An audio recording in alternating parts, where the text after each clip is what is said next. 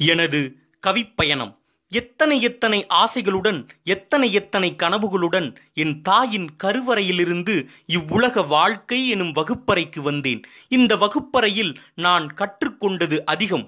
ஆம், இவ்வுலகில் நீ அழுதால் உன் கண் துடைக்க உன் கரம் மட்டுமே வரும் என்பதை நன்றாக உணர்ந்து கொண்டேன். படிப்பு என்பது அவசியம் என்பதால் நானும் படித்தேன். புத்தகங்களை அல்ல, பல விந்தை மனிதர்கள் செய்யும் வித்தகங்களை. காரணம், இவ்வுலகில் ஏற்றங்களை விட ஏமாற்றங்கள் அதிகமாகிவிட்டன என்பதால்தான். பணத்தில் இருந்த ஆசை படிப்பிற்கு வேலை தேடச் சொன்னது.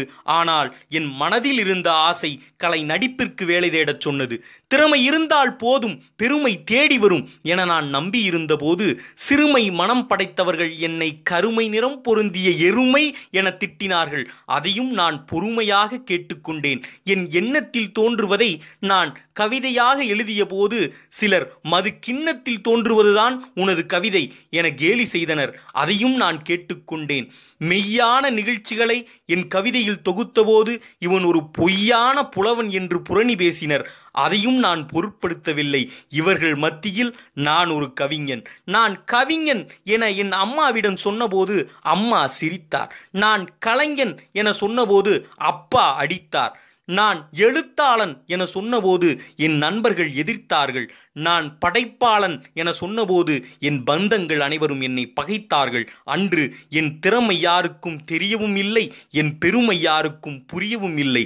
அப்பொழுது புரிந்து கொண்டேன், அவரவர்களுக்கு அவரவர்கள் பயணத்தில்தான் அக்கறை இருக்கின்றது என்று.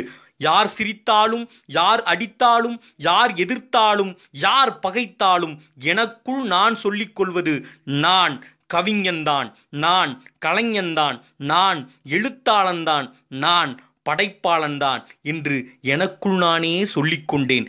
கலைகளை மதிக்கத் தெரியாதவர்களுக்கு அனைவருக்கும் ஒன்று சொல்ல ஆசைப்படுகின்றேன். உங்களது வாழ்க்கை பயணத்திற்கு ஒரு முடிவு உண்டு.